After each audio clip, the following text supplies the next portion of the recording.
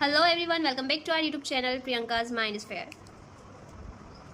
हमारे Priyanka's mind sphere channel पर एक कमेंट आया था जिसमें लिखा था एक सब्सक्राइबर ने, जिनका नाम है शिवानी यादव, उन्होंने लिखा था कि मैंने बीएड सेकेंड सेमेस्टर की फाइल कैसी बनाई है, उनको देखना है, मैंने अपलोड नहीं की, ऐसा कुछ कमेंट था। तो इसलिए मैंने सोचा चलो ये वीडियो मैं बना लेती हूँ। तो ये है मेरी बीएड सेकेंड सेमेस्टर की EPC 3, जिसका नाम है language across the curriculum part 2। तो let me show my creativity. Okay, ये है EPC 3 का इंडेक्स। ओके, तो ये इंडेक्स कौन सा क्वेश्चन कौन से पेज नंबर पे, तो टोटल नंबर ऑफ क्वेश्चन है 19। ठीक है, क्वेश्चन नंबर 1 है, भाषा से आप क्या समझते हैं? भाषा की परिभाषा एवं महत्व पर प्रकाश डालिए। भाषा वह माध्यम है जिससे हम अपने विचार, भावनाएं, अनुभव, जानकारियाँ, आदेश, सुझाव आदि दूसरों तक पहुंचा सकते हैं। भाषा संप्रेषण, कम्युनिकेशन का प्रमुख साधन है। मनुष्य को अन्य जीवों से अलग करने वाला सबसे महत्वपूर्ण गुण उसकी भाषा है। भाषा केवल बोलने या लिखने का नाम नहीं है, यह समाज और संस्कृति से जुड़ा हुआ एक गहरा सामाजिक व्यवहार है। फिर भाषा की परिभाषा है ना, तो नोम चॉम्स्की के अनुसार भाषा वाक्यों का ऐसा समूह है जिसे सीमित ध्वनियों और शब्दों से बनाया जाता है। ठीक है, स्वामी दयानंद के अनुसार भाषा वह साधन है जिसके द्वारा व्यक्ति अपने भावों को प्रकट करता है और दूसरों के भावों को समझता है। तो ऐसे ही आप 3 से 4 साइंटिस्ट की, साइकोलॉजिस्ट की डेफिनेशंस लिख सकते हैं। ठीक है, और इसमें आप इस टाइप से डायग्राम बना सकते हो, है ना। एक अर्थ है और उसमें डिफरेंट टाइप की लैंग्वेजेस है आसपास, हिंदी है ना, फिर टर्की। हमको इम्पोर्टेंस भी देखना है भाषा के। ओके, भाषा के महत्व पर प्रकाश। भाषा किसी समाज की आत्मा होती है। यह विचारों, भावनाओं, संस्कृति और ज्ञान को अभिव्यक्त करने का प्रमुख साधन है। भाषा ही वह माध्यम है जिससे हम संवाद करते हैं, सीखते हैं और अपनी पहचान को बनाए रखते हैं। भाषा का महत्व इस प्रकार है। पहला है संप्रेषण का माध्यम, दूसरा है संस्कृति की संवाहक, तीसरा है शिक्षा का आधार, चौथा है एकता और पहचान, और पांचवा है मानव विकास में योगदान। ठीक है, अब बात करते हैं निष्कर्ष की। तो भाषा न केवल संवाद का साधन है बल्कि यह हमारी सोच, संस्कृति और अस्तित्व का आधार भी है। इसलिए भाषा का संरक्षण, सम्मान और समृद्धि अत्यंत आवश्यक है। क्वेश्चन नंबर 2 है, वृतांत विधि से आप क्या समझते हैं? वृतांत विधि की विशेषताएं एवं सावधानियां लिखिए एवं किसी एक वृतांत का वर्णन कीजिए। वृतांत विधि यानी कि नैरेटिव मेथड। वृतांत विधि एक शिक्षण विधि है जिसमें शिक्षक किसी सच्ची घटना, अनुभव या जीवन प्रसंग को कहानी के रूप में रोचक ढंग से विद्यार्थियों को सुनाते हैं। यह विधि शिक्षण को रोचक, प्रभावशाली और भावनात्मक रूप से जुड़ावपूर्ण बनाती है। इसका उद्देश्य बच्चों में नैतिक शिक्षा, मूल्यबोध, संवेदनशीलता, सहानुभूति, प्रेरणा आदि का विकास करना होता है। सरल शब्दों में वृतांत वह विधि है जिसमें किसी व्यक्ति, घटना या अनुभव को रोचक कहानी की तरह प्रस्तुत किया जाता है ताकि श्रोताओं या विद्यार्थियों को उससे कोई शिक्षा या प्रेरणा मिल सके। अब वृतांत विधि की विशेषताएं, कैरेक्टरिस्टिक्स ऑफ नैरेटिव मेथड। पहला है यथार्थ पर आधारित होती है ना, जो वास्तविक घटना होती है उस पर आधारित होती है। फिर सेकंड है रोचक एवं प्रेरणादायक होती है, आसान और प्रभावशाली होती है। और ये आप इस टाइप से डायग्राम बना सकते हो, और जैसे कि ये जो टीचर है ये अपने स्टूडेंट को वृतांत विधि के थ्रू समझा रहे हैं ना, अपनी लाइफ का कोई वृतांत सुना रहे हैं, यानी कि सच्ची घटना या जो भी उनका एक्सपीरियंस है वो अपने स्टूडेंट को सुना रहे हैं। फिर वृतांत विधि अपनाते समय सावधानियाँ। घटना सत्य और शिक्षाप्रद होनी चाहिए एवं भाषा सरल, स्पष्ट और रोचक हो। वृतांत विद्यार्थियों की उम्र व समझ अनुसार होता था, बहुत लंबा या उबाऊ ना हो जिससे बच्चा बोर होकर सो जाए ऐसा नहीं होना चाहिए। ठीक है, वृतांत के अंत में कोई नैतिक शिक्षा या संदेश अवश्य दे, मोरल ऑफ द स्टोरी है ना, या घटना का मोरल। मेरी जिंदगी के एक प्रेरणादायक वृतांत का वर्णन वृतांत विधि में। वृतांत का नाम है एक शिक्षिका बनने की राह। वर्णन, मैं प्रियंका यादव एक छोटे से गांव की लड़की हूँ। मैंने MSc बॉटनी की पढ़ाई पूरी की और अब BEd कर रही हूँ। बचपन से मेरी माँ मेरी प्रेरणा रही है। मैंने देखा कि कैसे एक अच्छा शिक्षक बच्चों का जीवन बदल सकता है। मैंने तय किया कि मैं न केवल खुद एक अच्छी शिक्षिका बनूंगी बल्कि एक ऐसी प्रेरणा बनूंगी जिससे मेरे छात्र भी भविष्य में शिक्षक बनने का सपना देखें। शुरुआत में बहुत मुश्किलें आई, आर्थिक चुनौतियाँ, समाज की बातें, तकनीकी ज्ञान की कमी, लेकिन मैंने हार नहीं मानी। मैंने बच्चों को कोचिंग पढ़ाया, प्राइवेट स्कूल्स में पढ़ाया, यूट्यूब चैनल पर पढ़ाना शुरू किया जहां मैं MSc की पढ़ाई से जुड़े वीडियो मैंने बनाए। ठीक है, जिससे हज़ारों छात्रों को लाभ मिल रहा है। आज मेरे पास अपने यूट्यूब चैनल पर 500 सब्सक्राइबर्स है और मेरा लक्ष्य है कि मैं आज के युवाओं को सही दिशा दिखाऊं और एक आदर्श शिक्षक बनूं। संदेश, अगर आपका लक्ष्य नेक है और मेहनत सच्ची है तो रास्ते अपने आप बनते हैं। ठीक है, और थैंक यू मेरे जो भी 500 या जितने भी सब्सक्राइबर्स हैं उसमें से हर एक सब्सक्राइबर को दिल से धन्यवाद। क्वेश्चन नंबर 3 है, स्कैनिंग तथा स्कीमिंग क्या है? इन दोनों में अंतर स्पष्ट कीजिए। स्कैनिंग परिभाषा। स्कैनिंग वह विधि है जिसमें हम किसी विशेष जानकारी या शब्द को जल्दी जल्दी पढ़ते हुए खोजते हैं। इसमें पूरा पाठ नहीं पढ़ा जाता, बल्कि सीधे नज़र से आवश्यक जानकारी ढूंढी जाती है। उदाहरण, समाचार पत्र में किसी खास खबर को खोजना, प्रश्न पत्र में उत्तर खोजते समय फ़ोन नंबर या तिथि ढूंढना। मतलब ये थर्ड एग्जाम्पल है, ठीक है। अब इसमें जैसे कि हमको उत्तर खोजना रहता है, मतलब जैसे क्वेश्चन पेपर आता है, पहले हम फटाफट एक नज़र मारते हैं और देखते हैं कि हाँ पहले हमको ये वाला क्वेश्चन आ रहा है तो उसका आंसर लिखते हैं। और फिर न्यूज़पेपर में भी सपोज हमको मौसम रिलेटेड जानकारी देखनी है तो हम मौसम वाले उसी पे जाएंगे ना, कि जहाँ पर मौसम की जानकारी रहती है डायरेक्ट वहीं पर मतलब वहीं पर नज़र डालेंगे और उसी को पढ़ेंगे सर्च करके, ठीक है। इनका अगर आप चाहो तो मैं सेपरेटली वीडियो बनाऊँगी इनके कॉन्सेप्ट को समझने के लिए, ठीक है। स्कीमिंग परिभाषा। स्कीमिंग वह विधि है जिसमें हम किसी लेख या पाठ का त्वरित अवलोकन करते हैं ताकि उसका मुख्य विचार या सार समझ सके। इसमें प्रत्येक पंक्ति ध्यान से नहीं पढ़ी जाती, बल्कि शीर्षक, उपशीर्षक और प्रमुख वाक्य पर ध्यान दिया जाता है। और एक और बात, ये क्वेश्चन जो है, अब इसमें स्कैनिंग लिखा है इस टाइप से, ठीक है, और स्कीमिंग, तो ये इसमें गलत मात्रा है। अब जो क्वेश्चन का PDF था उसमें भी गलत मात्रा थी, उसी में से हम पहले क्वेश्चन लिखते हैं और फिर बाद में सर्च करते हैं आंसर, है ना, आंसर ढूंढ के लिखते हैं। तो ये ध्यान रखना कि क्वेश्चन में भले ही गलत मात्रा है, वो हमको सही मात्रा लगाना है, ठीक है।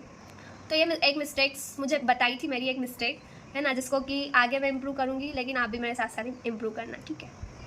तो स्कीमिंग का एग्जाम्पल है, किसी भी पुस्तक का सारांश समझने के लिए स्कीमिंग विधि का उपयोग किया जाता है। परीक्षा के पहले जल्दी जल्दी रिवीजन करने के लिए जो हम शॉर्ट नोट्स बनाते हैं वो स्कीमिंग का ही एग्जाम्पल है, ठीक है। किसी लेख की मुख्य बात जानने के लिए, और इसमें आप इस टाइप से डायग्राम बना सकते हो। ये सर्च कर रहा है, ठीक है, खास जानकारी को जो भी उसको चाहिए, और ये स्कैनिंग एंड स्कीमिंग, इस टाइप से इसमें आप डायग्राम बना सकते हो। अब बात करते हैं स्कैनिंग और स्कीमिंग में अंतर, डिफरेंस, है ना। तो फर्स्ट है उद्देश्य। किसी विशेष जानकारी को खोजना क्या कहलाता है? स्कैनिंग। पूरे पाठ्य का मुख्य विचार समझना स्कीमिंग कहलाता है। पठन का प्रकार, तेजी से खोज परख कर पढ़ना, ठीक है, और यहाँ तेजी से अवलोकात्मक पढ़ना। फिर तीसरा पॉइंट है ध्यान, खास शब्द, तिथि, नाम, आंकड़े इत्यादि पर। शीर्षक, उपशीर्षक, प्रारंभिक और अंतिम वाक्य पर। फोर्थ है जानकारी प्राप्त करने का तरीका। फिफ्थ है पठन की गहराई। फिर समय, ये जो है इसमें कम समय लगता है, कम समय में खास जानकारी पाने है, तो इधर कम समय में पूरे लेख का सार समझने है तो। फिर सेवंथ पॉइंट है उपयोग के क्षेत्र, शब्दकोश, फोन बुक, परीक्षा में उत्तर खोजना आदि। समाचार पत्र, निबंध, पुस्तक का अवलोकन करना आदि। उदाहरण, कैलेंडर में तारीख ढूंढना, सूची में नाम खोजना, किसके एग्जाम्पल है? स्कैनिंग के। और किसी लेख का त्वरित सारांश पढ़ना, रिविजन करना, ये किसके एग्जाम्पल है? स्कीमिंग के। और एक बात, ये वाले क्वेश्चन में किसी ने डिफरेंस जो है वो कम लिखे थे, ठीक है, तो आपको कम नहीं लिखना है। जैसे कि मैंने 8 लिखे तो आप भी 8 से 10, कम से कम 8 से 10 तो लिखना ही, और ज़्यादा आप 15 से 20 भी लिख सकते हो, ठीक है। तो एक ये बात का ध्यान रखना, क्योंकि ये फाइल्स जब चेक हुई थी टीचर्स ने ये गलती करने से मना किया है बच्चों को। कुछ गलतियाँ मैं आपके साथ शेयर कर रही हूँ ताकि आप अपनी फाइल में ना करो और एक बार में आपकी फाइल जमा हो जाए, ठीक है। क्वेश्चन नंबर 4 है सामूहिक गतिविधि से आप क्या समझते हैं? सामूहिक गतिविधि, ग्रुप एक्टिविटी। सामूहिक गतिविधि से तात्पर्य ऐसी गतिविधियाँ जिनमें एक से अधिक व्यक्ति मिलकर भाग लेते हैं और साझा उद्देश्य की पूर्ति के लिए मिलजुल कर कार्य करते हैं। सरल शब्दों में जब कई लोग मिलकर एक काम करें, सीखे या आनंद लें, उसे सामूहिक गतिविधि कहते हैं। उदाहरण, स्कूल व कॉलेज में समूह में प्रोजेक्ट बनाना। सेकंड, कक्षा में नाटक या समूह नृत्य प्रस्तुत करना। खेल प्रतियोगिता में टीम बनाकर खेलना। सफाई अभियान या वृक्षारोपण कार्यक्रम। उद्देश्य, सामूहिक गतिविधियां विद्यार्थियों में सहयोग, आपसी समझ, टीम भावना विकसित करती है। यह नेतृत्व क्षमता, संवाद कौशल और समस्याओं को मिलकर हल करने की योग्यता को बढ़ावा देती है। ऐसी गतिविधियां बच्चों को सामाजिक, मानसिक और रचनात्मक रूप से मजबूत बनाती है। सामूहिक गतिविधियां विद्यार्थियों में आत्मविश्वास और जिम्मेदारी की भावना को मजबूत करती है। विद्यार्थियों को एक दूसरे के विचारों का सम्मान करना और समूह में कार्य करना सिखाती है। इसमें आप इस टाइप से डायग्राम बना सकते हो। ये 4 स्टूडेंट्स है, तो ये कोई ग्रुप एक्टिविटी कर रहे हैं। फॉर एग्जाम्पल आप ऐसा भी मतलब कल्पना कर सकते हो कि सपोज इनके पास ये एक पेपर है, उस पर क्ले रखा हुआ है, ठीक है। अब ये क्ले से क्या बनाएंगे, आपस में डिस्कशन हो रहा है, सब अपने अपने विचार रख रहे हैं, आइडियाज़ दे रहे हैं, है ना। और ये मान लो हालांकि इसके हाथ में पेपर और पेंसिल है, या तो ये किसी क्वेश्चन पे भी डिस्कस कर सकते हैं, या फिर क्ले बना रहे हैं तो ये क्ले है और मान लो ये इसके हाथ में टूल है ना, और फिर ये इसका यूज़ करके किस टाइप से, किस शेप में, किस डिज़ाइन का क्ले बना है, इस पर भी किसी भी चीज़ पर आप डिस्कशन कर सकते हो, है ना। तो एक ग्रुप एक्टिविटी है होगी। हमने ड्रामा वाली, नाटक वाली एक्टिविटी में ग्रुप में नाटक किया था, ठीक है, तो इस टाइप से होती है ग्रुप एक्टिविटी। फिर क्वेश्चन नंबर 5 है मूल्यांकन का अर्थ, परिभाषा एवं विशेषताएं लिखिए। मूल्यांकन का अर्थ, मूल्यांकन 2 शब्दों मूल्य प्लस अंकन से मिलकर बना है। मूल्यांकन का तात्पर्य किसी व्यक्ति, वस्तु, प्रक्रिया या क्रिया के गुण, स्तर, दक्षता अथवा प्रभाव का निर्धारण करना है। शिक्षा के क्षेत्र में मूल्यांकन का आशय छात्रों के ज्ञान, कौशल, दृष्टिकोण और व्यवहार में हुई प्रगति को जानने और उसकी गुणवत्ता को मापने की प्रक्रिया है, ठीक है। मूल्यांकन की परिभाषा, रेमर गेज के अनुसार मूल्यांकन के अंतर्गत व्यक्ति या समाज या दोनों की दृष्टि से जो वांछनीय है उसे मानकर चला जाता है। क्यूलिन और हन्ना के अनुसार विद्यालय द्वारा हुए बालक के व्यवहार परिवर्तन के विषय में साक्ष्यों का संकलन तथा उनकी व्याख्या को ही मूल्यांकन करते हैं। शिक्षा आयोग के अनुसार अब यह माना जाने लगा है कि मूल्यांकन एक अनवरत प्रक्रिया है, यह पूर्ण शिक्षा प्रणाली का एक अभिन्न अंग है और यह शिक्षा उद्देश्यों से घनिष्ठ रूप से संबंधित है। इसमें आप इस टाइप से डायग्राम बना सकते हो जब हम कॉपी चेक करते हैं बच्चों की, है ना, तो इस टाइप से हाँ ये क्वेश्चन सही है, ये सही है, ये रॉन्ग है, नहीं राइट रॉन्ग, तो इस टाइप से आप इजी सिंपल डायग्राम बना सकते हो इवैल्यूएशन का। अब बात करते हैं मूल्यांकन की विशेषताएं। वस्तुनिष्ठता, मूल्यांकन निष्पक्ष और पूर्वाग्रह रहित होना चाहिए। यदि मूल्यांकन को दोहराया जाए तो वह लगभग वही परिणाम मिलना चाहिए। कभी कभी रॉन्ग नंबर जोड़ लेते हैं ना बच्चों के, तो फिर रीचेकिंग होती है ना, तो इस टाइप से, इसलिए मूल्यांकन को दोहराया जाए तो वही परिणाम मिलना चाहिए। सभी छात्रों के लिए समान मापदंडों का प्रयोग किया जाना चाहिए। वैधता, वैलिडिटी, मूल्यांकन वास्तव में उसी बात को मापे जिसके लिए वह बनाया गया है। उदाहरण, गणितीय ज्ञान का मापन ही गणित की परीक्षा में होना चाहिए। ऐसा नहीं कि गणित की परीक्षा में अगर कोई भाषा है कि मान लीजिए ये ऐसा वैसा, ऐसे रहते ना कि राम के पास 2 ये थे वो थे, या फिर क्रय विक्रय का कि इसने ये इतने रुपए में खरीदा, तो ये जो लैंग्वेज वाले चल रहे थे, तो ऐसा नहीं कि गणित के पेपर में हिंदी की मात्रा उनमें गलती निकाल के नंबर काट रहे, तो ऐसा नहीं होना चाहिए मूल्यांकन, ठीक है। फिर प्रमापीकृत, मूल्यांकन एक मानकीकृत प्रक्रिया होनी चाहिए जिसमें प्रश्नों का स्तर, समय और मूल्यांकन विधि सभी छात्रों हेतु समान हो। व्यापकता, कंप्रेहेंसिवनेस, मूल्यांकन केवल ज्ञान तक सीमित न होकर छात्रों की समझ, कौशल, दृष्टिकोण और व्यवहार आदि का आकलन करे। विभेदकता, डिस्क्रिमिनेटिव पावर, मूल्यांकन में यह क्षमता होनी चाहिए कि वह छात्रों के अच्छे, औसत और कमजोर छात्रों के बीच अंतर स्पष्ट कर सके, मतलब छात्रों के मध्य अच्छे, औसत और कमजोर छात्रों के मध्य अंतर स्पष्ट कर सके। 6 है मानक, नॉर्म्स, मूल्यांकन में निश्चित मानक या स्तर निर्धारित होते हैं जिनके आधार पर छात्रों के प्रदर्शन की तुलना की जाती है। 7 है उपयोगिता, यूटिलिटी, मूल्यांकन का उद्देश्य केवल अंक देना नहीं बल्कि छात्रों और शिक्षकों को सुधार की दिशा दिखाना भी होना चाहिए। यह शिक्षक प्रक्रिया को बेहतर बनाने में सहायक होता है।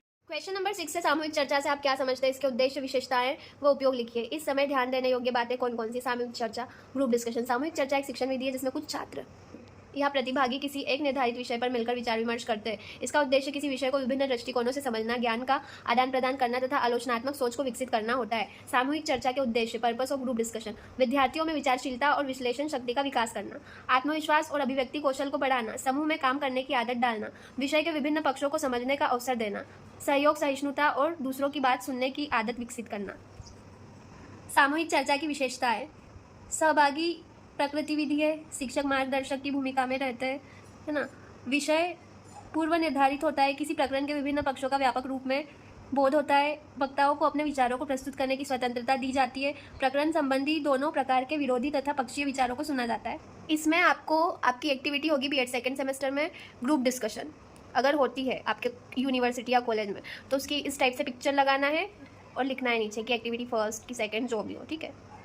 हमारे कॉलेज में एआई के ऊपर सभी ने अपने अपने विचार रखे थे और इस टाइप से डायग्राम बनेगा। ये चारों स्टूडेंट्स जो है वो आपस में ग्रुप डिस्कशन कर रहे हैं किसी टॉपिक को लेकर या किसी बात को लेकर, है ना, इस टाइप से करते हैं। सामूहिक चर्चा का उपयोग, सामाजिक विषयों पर गहन समझ विकसित करने के लिए शिक्षक प्रशिक्षण कार्यशालाओं व कक्षा गतिविधियों में छात्रों की अभिव्यक्ति क्षमता बढ़ाने हेतु समस्या समाधान कौशल को निखारने में। सामूहिक चर्चा के समय ध्यान देने योग्य बातें, विषय की पूर्व तैयारी होनी चाहिए, सभी प्रतिभागियों को समान अवसर मिलना चाहिए, चर्चा विषय से भटकनी नहीं चाहिए, संयमित भाषा और विनम्र व्यवहार अपनाना चाहिए, दूसरों की बात ध्यान से सुनना एवं समय का ध्यान रखना चाहिए। प्रायोगिक अनुभव, अब मेरा प्रायोगिक अनुभव बताती हूँ। देवी रुक्मणी महाविद्यालय की गतिविधि, हमारे देवी रुक्मणी कॉलेज खरगोन में सामूहिक चर्चा की एक शैक्षणिक गतिविधि आयोजित की गई थी जिसका विषय था आर्टिफिशियल इंटेलिजेंस।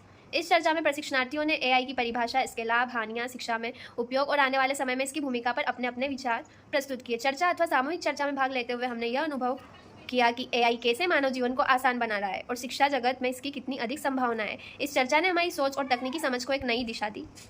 क्वेश्चन नंबर 7 है भाषा प्रयोगशाला से आप क्या समझते हैं। भाषा प्रयोगशाला का स्वरूप, विशेषताएं व गुण लिखिए, साथ ही दोष बताइए। भाषा प्रयोगशाला, लैंग्वेज लैब। भाषा प्रयोगशाला एक ऐसी आधुनिक शैक्षिक व्यवस्था है जहां छात्रों को भाषाओं, विशेषकर अंग्रेजी जैसी द्वितीय भाषा के सुनने, बोलने, पढ़ने व लिखने LSRW listening, speaking, reading, writing के कौशल को विकसित करने का व्यावहारिक प्रशिक्षण दिया जाता है। यह प्रयोगशाला तकनीक की सहायता से भाषा अधिगम को प्रभावी बनाती है। भाषा प्रयोगशाला का स्वरूप, पहला है audio visual system, microphone, headphone, speaker, projector आदि का उपयोग। दूसरा है कंप्यूटर सिस्टम, प्रत्येक विद्यार्थी के लिए व्यक्तिगत कंप्यूटर या डिवाइस। तीसरा है भाषा सॉफ्टवेयर जहां अभ्यास, रिकॉर्डिंग और विश्लेषण संभव होता है। चौथा है टीचर कंसोल, शिक्षक विद्यार्थियों की गतिविधियां मॉनिटर व नियंत्रित कर सकता है। भाषा प्रयोगशाला की विशेषता है, पहला है सुनने व बोलने पर जोर, उच्चारण, लहजा और संप्रेषण कौशल सुधारने में मदद करता है। दूसरा है व्यक्तिगत अभ्यास की सुविधा, प्रत्येक विद्यार्थी अपने स्तर पर अभ्यास कर सकता है। तीसरा है रियल टाइम फीडबैक, शिक्षक तुरंत सुझाव दे सकते हैं। भाषा प्रयोगशाला में आप इस टाइप से डायग्राम बना सकते हो, ठीक है। चौथा है स्वर रिकॉर्डिंग, विद्यार्थी अपनी आवाज़ सुनकर खुद का सुधार कर सकते हैं। पांचवा है आधुनिक तकनीकी सहायता, डिजिटल माध्यम से भाषा अधिक प्रभावशाली तरीके से सीखी जाती है। गुण, भाषा सीखने में रुचि बढ़ती है, संवाद कौशल का विकास होता है, आत्मविश्वास बढ़ता है, उच्चारण और लहजे में सुधार होता है, शिक्षक और विद्यार्थी में बेहतर संवाद होता है। दोष, सभी स्कूलों और कॉलेजों में इसकी सुविधा उपलब्ध नहीं होती, तकनीकी समस्या जैसे नेटवर्क, सॉफ्टवेयर खराबी, नेटवर्क एरर, अनुभव में बाधा आ सकती है, ठीक है। कुछ विद्यार्थी तकनीकी से डरते हैं, टेक्नोलॉजी से डरते हैं या झिझकते हैं। उच्च लागत और रखरखाव महंगा होता है। निष्कर्ष, भाषा प्रयोगशाला एक आधुनिक और प्रभावशाली शैक्षणिक माध्यम है जो विद्यार्थियों के भाषा संबंधी चारों कौशल, सुनना, बोलना, पढ़ना और लिखना का संतुलित विकास करता है। इसकी सहायता से विद्यार्थी आत्मविश्वास के साथ संवाद करना सीखते हैं और उनके उच्चारण, शब्दावली तथा संप्रेषण कौशल में सुधार होता है। यद्यपि इसकी स्थापना और रखरखाव में कुछ सीमाएं हैं, फिर भी यह भाषा शिक्षण में एक क्रांतिकारी कदम माना जाता है। इसलिए भाषा प्रयोगशाला आज के शैक्षिक युग में अत्यंत आवश्यक और उपयोगी संसाधन है, ठीक है। क्वेश्चन नंबर 8 है, दृश्य श्रव्य सामग्री का अर्थ, परिभाषा, उद्देश्य, प्रकार, महत्व व आवश्यकता बताइए। दृश्य श्रव्य सामग्री ऑडियो विजुअल एड्स शिक्षण में उपयोग की जाने वाली ऐसी सामग्रियाँ होती है जो छात्रों को देखने यानी कि दृश्य और सुनने, श्रव्य के माध्यम से ज्ञान प्रदान करती है। ये सामग्री पढ़ाई को रोचक, प्रभावशाली और समझने योग्य बनाती है। पहला अर्थ, दृश्य श्रव्य सामग्री वे शिक्षण साधन होते हैं जो इंद्रियों के माध्यम से शिक्षा देने में सहायक होते हैं, जैसे चित्र, chart, model, radio, tap, video या दोनों का मिश्रण, दृश्य श्रव्य। परिभाषा, नेशनल एजुकेशन एसोसिएशन NEA के अनुसार दृश्य श्रव्य सामग्री वे संसाधन है जो शिक्षण प्रक्रिया में देखने और सुनने की क्षमता का उपयोग कर शिक्षण को अधिक प्रभावशाली बनाते हैं। तीसरा है उद्देश्य, जटिल विषयों को सरल बनाना, छात्रों की रुचि और ध्यान बनाए रखना, अनुभव के माध्यम से शिक्षा प्रदान करना, दीर्घकालिक स्मृति विकसित करना, सक्रिय और सहभागी शिक्षण को बढ़ावा देना। प्रकार, दृश्य सामग्री, चित्र, chart, poster, blackboard, flash cards, model, नक्शे, ग्राफ आदि।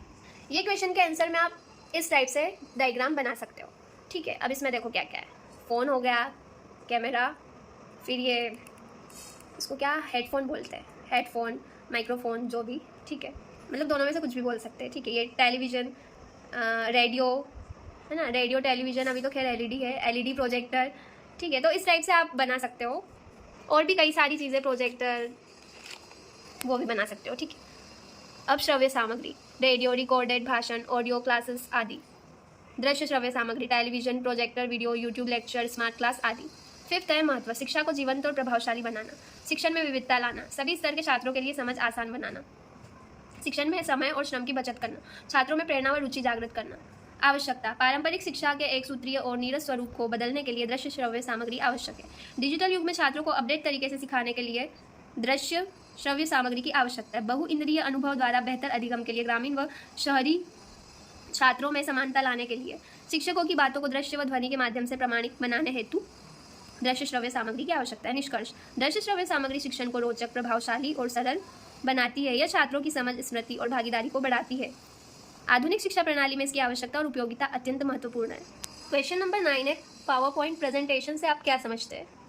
अब ये क्वेश्चन में PDF में गलत लिखा हुआ था, मतलब ये पावर पॉइंट गलत लिखा हुआ था, ठीक है। तो ये पावर पॉइंट इस टाइप से लिखा जाएगा, ठीक है।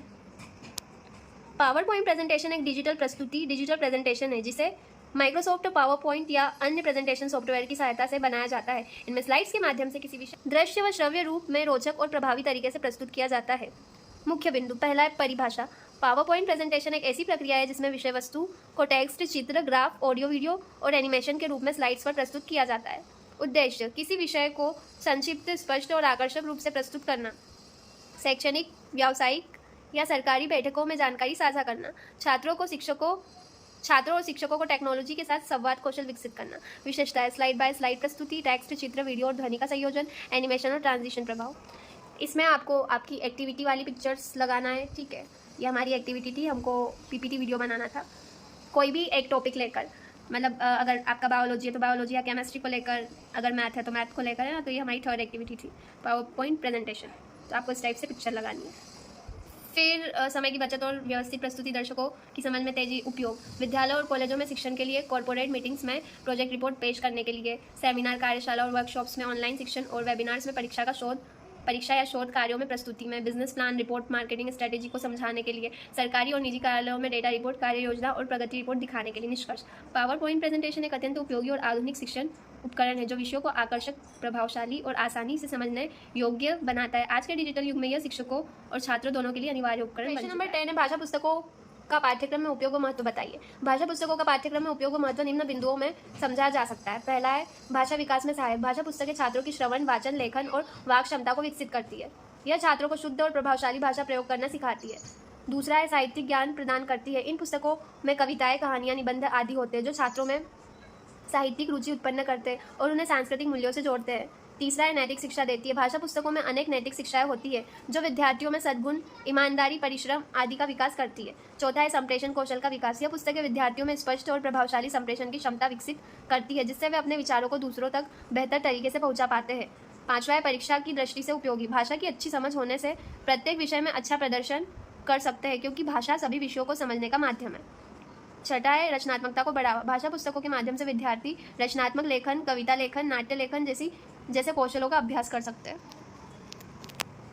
ये क्वेश्चन में आप इस टाइप से डायग्राम बना सकते हो और यहाँ पर बस हिंदी या इंग्लिश या फिर संस्कृत कोई भी भाषा का नाम लिख सकते हो कि ये भाषा की पुस्तक है। अदरवाइज ऐसा भी पुस्तक तो बनाना ही है, ठीक है। क्वेश्चन नंबर 11 है सूक्ष्म शिक्षण का अर्थ एवं परिभाषाएं लिखिए। शिक्षण कौशल से आप क्या समझते हैं? संक्षिप्त में शिक्षण कौशलों की जानकारी दीजिए। सूक्ष्म शिक्षण का अर्थ एवं परिभाषाएं। सूक्ष्म शिक्षण माइक्रो टीचिंग एक शिक्षक प्रशिक्षण तकनीक है जिसमें शिक्षकों का एक विशेष शिक्षण कौशल का अभ्यास एक सीमित समय 5 से 10 मिनट में सीमित विद्यार्थियों के समूह के सामने कराया जाता है। इसका उद्देश्य शिक्षण कौशलों का विकास करना है। परिभाषा dwight एलन के अनुसार सूक्ष्म शिक्षण एक लघु शिक्षण प्रक्रिया है जिसमें एक शिक्षक सीमित समय में सीमित छात्रों को एक विशेष कौशल पर केंद्रित होकर प्रशिक्षण करता है। एन.एल. गेज के अनुसार सूक्ष्म शिक्षण एक ऐसा शिक्षण अभ्यास है जिसमें शिक्षकों को शिक्षण कौशलों का अभ्यास नियंत्रित परिस्थितियों में कराया जाता है। शिक्षण कौशल टीचिंग स्किल। शिक्षण कौशल ऐसे विशिष्ट व्यवहार होते हैं जो एक शिक्षक को प्रभावी रूप से पढ़ाने में सहायता करते हैं। ये छोटे छोटे घटक होते हैं जैसे प्रश्न पूछना, बोर्ड पर लिखना, उदाहरण देना आदि। ये वाले क्वेश्चन में आप इस टाइप से डायग्राम बना सकते हो, ठीक है। माइक्रो टीचिंग लिख सकते हो बीच में या फिर माइक्रो टीचिंग स्किल्स है ना, टीचिंग स्किल्स, और इस टाइप से डायग्राम बना सकते हो इजीली। यहाँ जैसे बुक है, पेंसिल है, पेन है, तो यहाँ आप चौक, डस्टर और अदर चीज़ें भी बना सकते हो। Black board, school. शिक्षण कौशलों की संक्षिप्त जानकारी। पहला है प्रश्न पूछने का कौशल, उपयुक्त, स्पष्ट और विचार उत्तेजक प्रश्न पूछना। दूसरा है उत्तर सुधारने का कौशल, विद्यार्थियों के उत्तरों को सुधारना व मार्गदर्शन देना। तीसरा है पुनर्बलन कौशल, विद्यार्थियों को प्रोत्साहित करना जैसे बहुत अच्छा, शाबाश कहना। चौथा है संबंध स्थापित करने का कौशल, नए ज्ञान को पूर्व ज्ञान से जोड़ना। पांचवा है प्रस्तुतिकरण कौशल, विषय को क्रमबद्ध व रोचक तरीके से प्रस्तुत करना। छठा है शिक्षण सहायक सामग्री का प्रयोग, चार्ट, मॉडल आदि का प्रभावी उपयोग। निष्कर्ष, सूक्ष्म शिक्षण एक प्रभावशाली शिक्षक प्रशिक्षण तकनीक है जो सीमित समय, सीमित विषय वस्तु और सीमित छात्रों के माध्यम से शिक्षण कौशलों को विकसित करने पर केंद्रित होती है। यह तकनीक शिक्षकों को अपनी शिक्षण विधियों में सुधार करने, आत्ममूल्यांकन करने तथा प्रतिक्रिया के आधार पर खुद को बेहतर बनाने का अवसर प्रदान करती है। अतः सूक्ष्म शिक्षण शिक्षकों के व्यावसायिक विकास में एक महत्वपूर्ण भूमिका निभाता है। क्वेश्चन नंबर 12 है क्रियात्मक अनुसंधान का अर्थ, परिभाषा, उद्देश्य व पद लिखिए।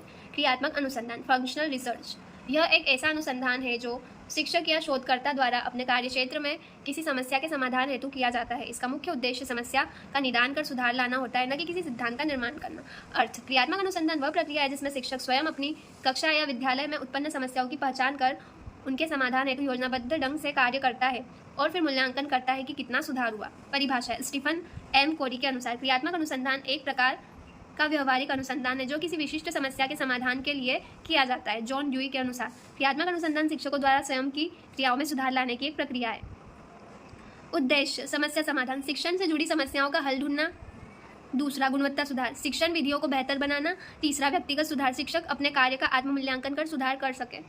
फंक्शनल रिसर्च में आप इस टाइप से डायग्राम बना सकते हो, मतलब हम हमारे ब्रेन का यूज़ करके ही करते हैं कुछ ना कुछ रिसर्च, है ना, दिमाग की बत्ती जला के, ठीक है। तो ये सिंपल और इजी डायग्राम है। फोर्थ है विद्यार्थियों में सुधार, छात्रों के व्यवहार व उपलब्धियों में सकारात्मक बदलाव लाना। फिफ्थ है विद्यालयी वातावरण सुधार, कक्षा व विद्यालय का वातावरण अधिक प्रभावशाली बनाना। पद, चरण, समस्या की पहचान, जिस समस्या का हल चाहिए उसे चुनना। विश्लेषण, समस्या के कारणों को समझना, योजना बनाना, समाधान के लिए उपाय तय करना। चौथा, क्रियान्वयन, योजना को कक्षा में लागू करना। मूल्यांकन, यह देखना कि उपाय सफल रहा या नहीं। निष्कर्ष, क्रियात्मक अनुसंधान एक ऐसी शिक्षण प्रक्रिया है जिसमें शिक्षक अपनी कार्यस्थली जैसे कक्षा या विद्यालय में उत्पन्न समस्याओं की पहचान कर उनके समाधान के लिए स्वयं सक्रिय रूप से कार्य करता है। इसका उद्देश्य केवल ज्ञानवर्धन नहीं बल्कि व्यावहारिक सुधार होता है। इस प्रक्रिया के माध्यम से शिक्षक शिक्षण की गुणवत्ता में सुधार कर सकते हैं, छात्रों के व्यवहार में सकारात्मक परिवर्तन ला सकते हैं और शिक्षा को अधिक प्रभावी बना सकते हैं। क्वेश्चन नंबर 13 है, भाषा के विकास में शिक्षक एवं शैक्षिक संस्थानों की भूमिका लिखिए। भाषा के विकास में शिक्षक एवं शैक्षिक संस्थानों की भूमिका। पहला है भाषा के वातावरण का निर्माण। शिक्षक कक्षा में भाषा को सुनने, बोलने, पढ़ने व लिखने का अवसर देकर भाषा विकास का वातावरण बनाते हैं। दूसरा है सकारात्मक प्रेरणा। शिक्षक छात्रों को नई शब्दावली, मुहावरे और व्याकरणिक संरचना प्रयोग करने के लिए प्रेरित करते हैं। तीसरा है रचनात्मक गतिविधियाँ। कहानी लेखन, संवाद लेखन, वाचन, कविता पाठ जैसी गतिविधियाँ भाषा विकास में सहायक होती है। चौथा है त्रुटियों का सुधार। शिक्षक बच्चों की भाषा में होने वाली त्रुटियों को सहज रूप में सुधारते हैं और सही प्रयोग सिखाते हैं। पांचवा है अभिव्यक्ति को बढ़ावा। बच्चों को अपने विचार स्वतंत्र रूप से व्यक्त करने का अवसर देकर भाषा में आत्मविश्वास बढ़ाते हैं। ठीक है। सेकंड है शैक्षिक संस्थानों की भूमिका, है ना। भाषा के विकास में शैक्षिक संस्थानों की क्या भूमिका है? तो पहला है समृद्ध भाषा वातावरण प्रदान करना। विद्यालयों में पुस्तकालय, भाषा प्रयोगशाला, वाचन कक्ष को सीखने का माध्यम बनाते हैं। भाषा शैक्षिक संस्थान जो है तो विद्यालयों में जो भी पुस्तकें होती है, भाषा प्रयोगशाला होती है और वाचन कक्ष आदि भाषा को सीखने का माध्यम बनते हैं। ठीक है। अब पहले आप डायग्राम देख लो, इसमें आप इस टाइप से डायग्राम बना सकते हो। ठीक है। भाषा के विकास में शैक्षिक संस्थानों की भूमिका। ठीक है, ऐसा बना सकते हो। और या तो फिर स्कूल और टीचर बना सकते हो, है ना, भाषा रिलेटेड बुक्स। सेकेंड पॉइंट है सांस्कृतिक व भाषाई कार्यक्रम। भाषण, निबंध, लेखन, वाद विवाद, नाटक आदि आयोजनों से बच्चों को भाषा का अभ्यास मिलता है। तीसरा है माध्यमिक संसाधनों की उपलब्धता। शैक्षिक संस्थान बच्चों को कहानियों की पुस्तकें, पत्रिकाएं, ऑडियो विजुअल सामग्री उपलब्ध कराते हैं। बहुभाषीय वातावरण, विभिन्न भाषाओं को समझने और सीखने का अवसर देकर भाषिक विविधता को बढ़ावा देते हैं। प्रशिक्षित शिक्षकों की नियुक्ति। भाषा के क्षेत्र में प्रशिक्षित शिक्षक और योग्य शिक्षकों की नियुक्ति से बच्चों का भाषा विकास और सुदृढ़ होता है। निष्कर्ष, शिक्षक और शैक्षिक संस्थान दोनों मिलकर भाषा विकास में महत्वपूर्ण भूमिका निभाते हैं। इनकी सहायता से छात्र न केवल भाषा सीखते हैं बल्कि उसका सही उपयोग करना भी सीखते हैं। अतः इस प्रकार शिक्षक एवं शैक्षिक संस्थान भाषा के विकास में भूमिका निभाते हैं, या फिर ऐसा भी लिख सकते हैं अत्यंत महत्वपूर्ण भूमिका निभाते हैं। ठीक है। क्वेश्चन नंबर 14 है, वर्तनी पर लेख लिखिए। वर्तनी यानी कि स्पेलिंग पर लेख। प्रस्तावना। वर्तनी का शाब्दिक अर्थ है शब्दों को सही ढंग से लिखने की प्रक्रिया। भाषा के लिखित रूप में वर्तनी का अत्यधिक महत्व होता है। यह न केवल भाषा की शुद्धता को बनाए रखती है बल्कि संप्रेषण को भी प्रभावी बनाती है। वर्तनी का महत्व। सुस्पष्ट अभिव्यक्ति। सही वर्तनी से हमारे विचार स्पष्ट रूप में सामने आते हैं। ठीक है। भाषा की शुद्धता। वर्तनी भाषा की मर्यादा बनाए रखने और व्याकरण के नियमों के अनुसार लिखना सिखाती है। तीसरा है गंभीरता और प्रभाव। सही वर्तनी से लिखा गया लेख या उत्तर अधिक प्रभावशाली और विश्वसनीय माना जाता है। चौथा है गलतफहमियों से बचाव। गलत वर्तनी कभी कभी अर्थ का अनर्थ कर सकती है, जैसे दिन और दिन, फल और फूल, है ना। वर्तनी की त्रुटियां एवं कारण। उच्चारण के आधार पर लिखना, व्याकरणिक जानकारी की कमी, है ना, ग्रामर मिस्टेक। ये वाले क्वेश्चन में, वर्तनी स्पेलिंग वाले क्वेश्चन में आप इस टाइप से डायग्राम बना सकते हो। ठीक है, इस टाइप से। वर्तनी सुधारने के उपाय। पहला है अधिक से अधिक पढ़ना। पुस्तकें, समाचार पत्र आदि पढ़ने से सही वर्तनी समझ में आती है। शब्दकोश का प्रयोग। संदिग्ध शब्दों की सही वर्तनी जानने के लिए शब्दकोश का सहारा लेना चाहिए। लिखने का अभ्यास। नियमित लेखन से वर्तनी में सुधार आता है।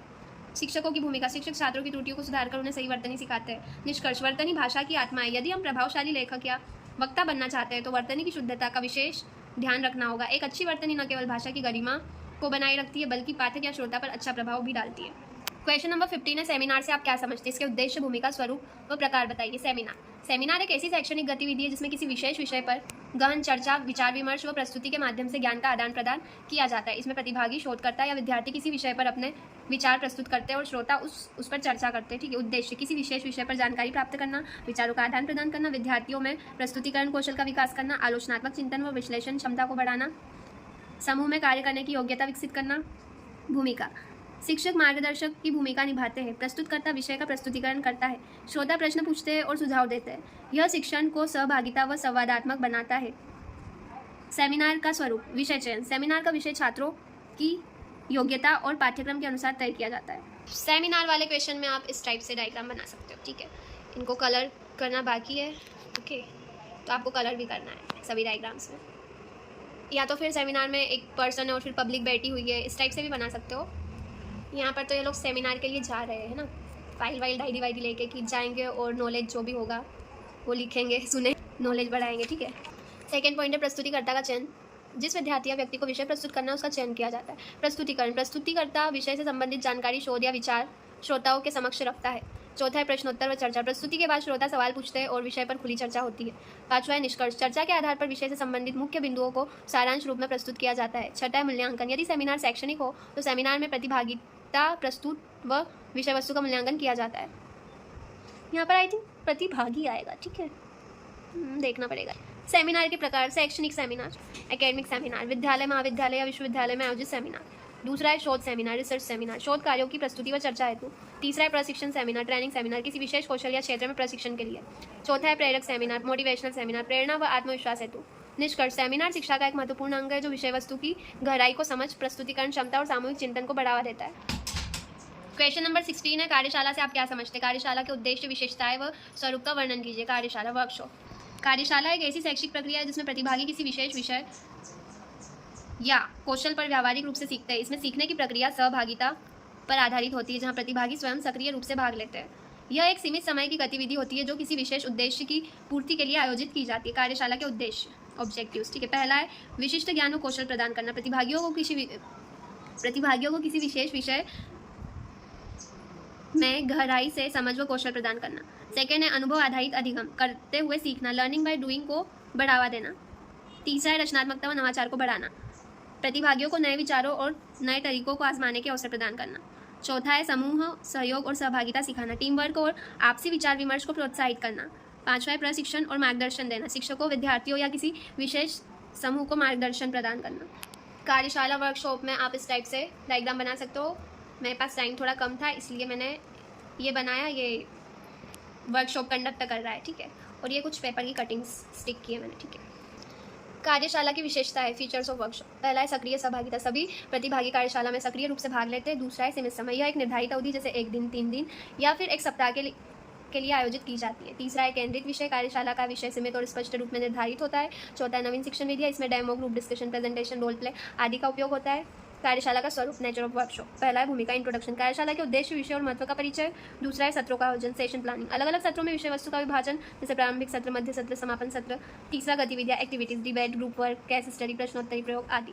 चौथा है फीडबैक और मूल्यांकन, प्रतिभागियों से प्रतिक्रिया ली जाती है और उनकी सीख का मूल्यांकन किया जाता है। पांचवा है समापन समारोह, सर्टिफिकेट वितरण, धन्यवाद ज्ञापन और कार्यशाला का समापन होता है। क्वेश्चन नंबर 17 है सम्मेलन से आप क्या समझते हैं? इसके विभिन्न स्तर व चरण लिखिए। सम्मेलन यानी कि कॉन्फ्रेंस, सम्मेलन से आप वो शादी वाला सम्मेलन मत समझ लेना, ठीक है। सम्मेलन एक संगठित बैठक होती है जिसमें किसी विशेष विषय पर चर्चा, विचार विमर्श और जानकारी साझा की जाती है। इसका उद्देश्य ज्ञान का आदान प्रदान, समस्या का समाधान या किसी योजना की रूपरेखा तैयार करना होता है। यह शैक्षणिक, व्यावसायिक, सामाजिक या राजनीतिक क्षेत्रों में आयोजित किया जा सकता है। सम्मेलन के विभिन्न स्तर: पहला है स्थानीय स्तर, लोकल लेवल, किसी विद्यालय, संस्था या छोटे समुदाय तक सीमित सम्मेलन, जैसे विद्यालय में शिक्षक सम्मेलन। दूसरा है राज्य स्तर, स्टेट लेवल, एक राज्य के भीतर आयोजित सम्मेलन, जैसे राज्य शिक्षा सम्मेलन। तीसरा है राष्ट्रीय स्तर, नेशनल लेवल, देश भर से प्रतिभागियों को आमंत्रित किया जाता है, जैसे राष्ट्रीय विज्ञान सम्मेलन। चौथा है अंतर्राष्ट्रीय स्तर, इंटरनेशनल लेवल, विभिन्न देशों के प्रतिनिधियों की उपस्थिति में सम्मेलन, जैसे संयुक्त राष्ट्र सम्मेलन, UN कॉन्फ्रेंस। सम्मेलन के चरण: उससे पहले देखो सम्मेलन मतलब कॉन्फ्रेंस में आप इस टाइप से डायग्राम बना सकते हो। ऑनलाइन कॉन्फ्रेंस भी होती है, ऑफलाइन कॉन्फ्रेंस भी होती है, ठीक है। पहला है चरण है ना सम्मेलन के चरण। पहला है पूर्व तैयारी चरण, प्री कॉन्फ्रेंस स्टेज, यह तैयारी का चरण होता है जिसमें सम्मेलन की योजना बनाई जाती है। फिर आता है मुख्य गतिविधियाँ, सम्मेलन का उद्देश्य व विषय निर्धारण, तिथि, समय व स्थान का चयन, अतिथियों व वक्ताओं को आमंत्रण, बजट का निर्धारण, प्रतिभागियों का पंजीकरण, कार्यक्रम की रूपरेखा तैयार करना, प्रचार प्रसार।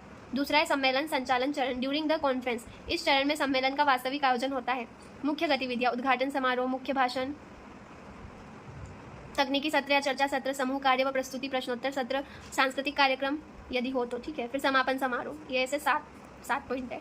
फिर थर्ड है पश्चात सम्मेलन चरण, पोस्ट कॉन्फ्रेंस स्टेज, यह समीक्षा व निष्कर्षों को संकलित करने का चरण होता है। गतिविधियाँ, सम्मेलन की रिपोर्ट तैयार करना, सुझाव व फीडबैक एकत्रित करना, धन्यवाद पत्र भेजना, दस्तावेजों का संग्रह व वितरण, कार्यान्वयन की योजना बनाना यदि सम्मेलन के निर्णयों के आधार पर कोई कार्य करना हो तो, ठीक है। निष्कर्ष: सम्मेलन एक महत्वपूर्ण माध्यम है जिसके द्वारा विभिन्न क्षेत्रों से जुड़े व्यक्ति एक मंच पर आकर विचारों का आदान प्रदान करते हैं, समस्याओं पर चर्चा करते हैं और संभावित समाधान खोजते हैं। इसके माध्यम से ज्ञानवर्धन, सहयोग और नवीन विचारों को बढ़ावा मिलता है। इस प्रकार सम्मेलन किसी भी शैक्षणिक, सामाजिक या व्यावसायिक क्षेत्र की प्रगति और विकास में अहम भूमिका निभाता है। क्वेश्चन नंबर 18 है संदर्भ पुस्तकों से आप क्या समझते हैं? संदर्भ पुस्तकों का चयन कैसे किया जाता है, बताइए। संदर्भ पुस्तकें, रेफरेंस बुक्स। संदर्भ पुस्तकें वे पुस्तकें होती है जो किसी विषय की गहन जानकारी, तथ्यों, परिभाषाओं, आंकड़ों, तिथियों, जीवनी आदि को विस्तारपूर्वक समझने के लिए प्रयोग की जाती है। इनका उपयोग मुख्य रूप से जानकारी प्राप्त करने और शोध कार्यों के लिए किया जाता है, न कि सीधे सीधे पाठ्यक्रम पढ़ाने के लिए।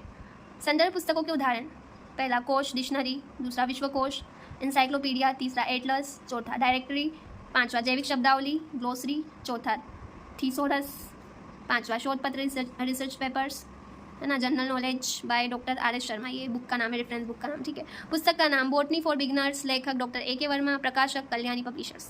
तो ये उदाहरण है कि इस टाइप की बुक्स होती है, रेफरेंस बुक्स। संदर्भ पुस्तकों का चयन कैसे किया जाता है? संदर्भ पुस्तकों का चयन करते समय निम्न बिंदुओं पर ध्यान देना चाहिए। उससे पहले ये डायग्राम आप इस टाइप से बुक बना सकते हो ना, कई सारी बुक्स बना सकते हो, एक बुक भी बना सकते हो, रेफरेंस बुक। ये कौन है? रेफरेंस बुक, ठीक है।